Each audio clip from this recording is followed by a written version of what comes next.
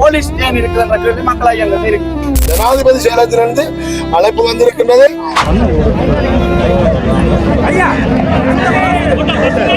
ஜனாதிபதி அலுவலகத்துக்கு வர சொன்னதா டாக்டரை இப்ப அழைத்து சென்றிருக்காங்க. 8 மணிக்கு ஆன்சர் ஆர்டர் கொண்டு வந்து இல்லாட்டி கைது செய்வோம் அவரை பெருட்டி சாவத்திரி ஆதார வைத்தியசாலையில் இந்த அநீதிக்கு எதிராக குரல் கொடுக்க வேண்டும். இந்த அநீதிக்கு ஒரு நீதியை நாங்கள் தேட வேண்டும் என்பதற்காக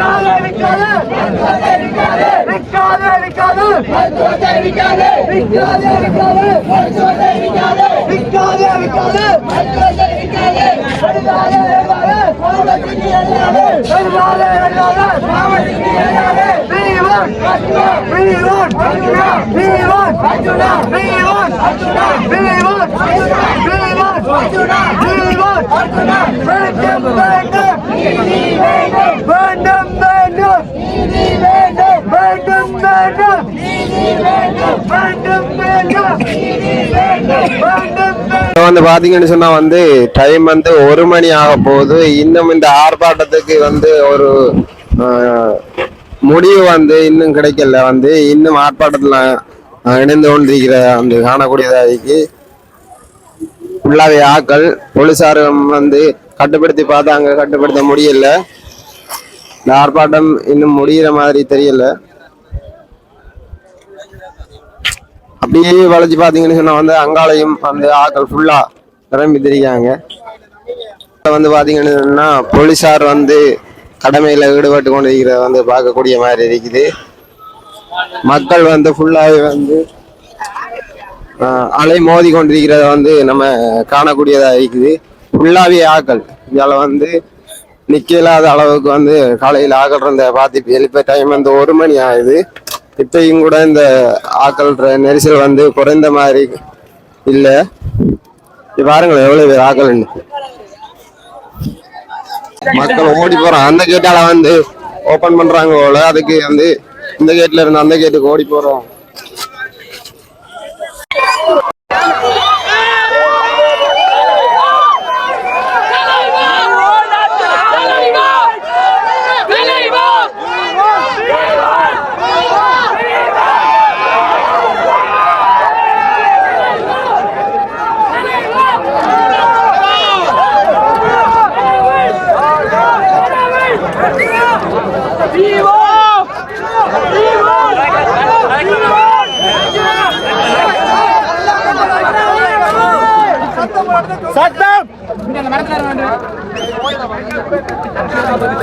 சார் வெளியே வாங்க, வெளியே வந்தீங்க சார்.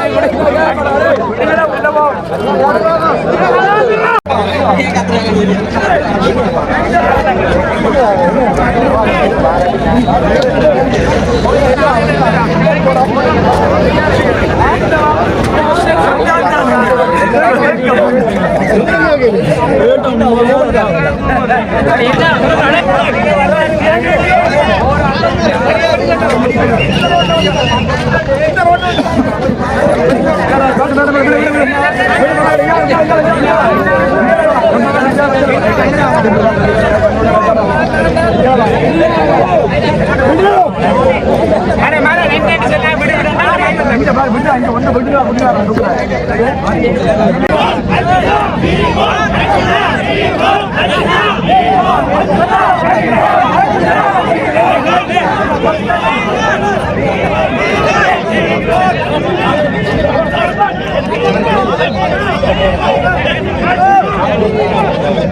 you.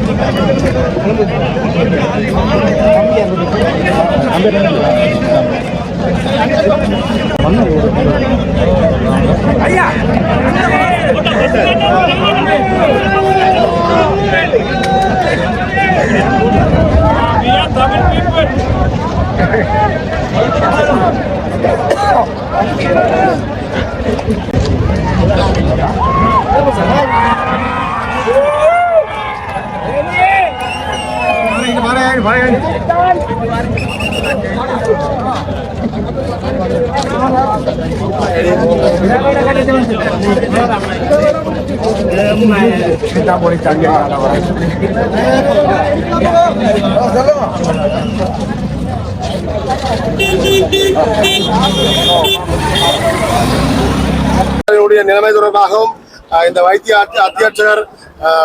அத்தியட்சருக்கான டிரான்ஸ்பர் தொடர்பாகவுமான பிரச்சனை, அதே போல வைத்தியசாலையினுடைய தரப்படுத்தல், அதே போல வைத்தியசாலை இயங்க நிலைக்கு வருதல் தொடர்பான பிரச்சனைக்கு எதிராக ஸ்தம்பிதமடைந்திருந்த வைத்தியசாலை இயங்க வைக்கும் மூலமாக இன்று ஒரு கவனஈர்ப்பு போராட்டம் ஒன்று பொதுமக்கள் அணிதிரண்டு செய்திருந்தார்கள். அதாவது வைத்தியசாலைக்கு முன்பாக உண்மையிலே ஒரு குறுகிய நேரம், உதாரணமா நாங்கள் யாருமே இந்த அழைப்பை ஒருவருக்கு ஒருவர் விடவில்லை.